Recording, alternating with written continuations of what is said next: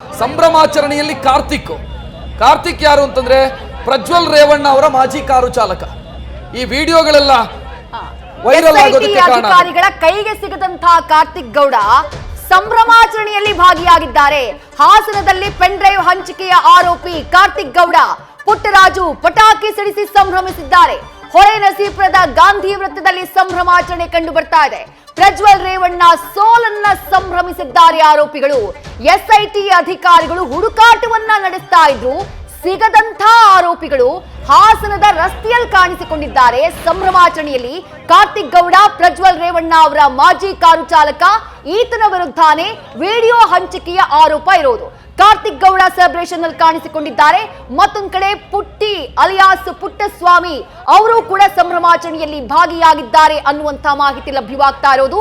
ಶ್ರೇಯಸ್ ಪಟೇಲ್ ಅವರ ಜೊತೆಗೆ ಇವರು ಈ ಆರೋಪಿ ಕಾರ್ತಿಕ್ ಗೌಡ ಗುರುತಿಸಿಕೊಂಡಿದ್ದಂತಹ ಫೋಟೋಗಳು ಕೂಡ ಲಭ್ಯ ಆಗಿತ್ತು. ಈಗ ಸಂಭ್ರಮಾಚರಣೆಯಲ್ಲಿ ಭಾಗಿಯಾಗಿದ್ದಾರೆ ಕಾರ್ತಿಕ್ ಗೌಡ. ನ್ಯೂಸ್ ಫಸ್ಟ್ ನಿರ್ಭೀತಿಯಿಂದ ನಿಮ್ಮ ಪರವಾಗಿ.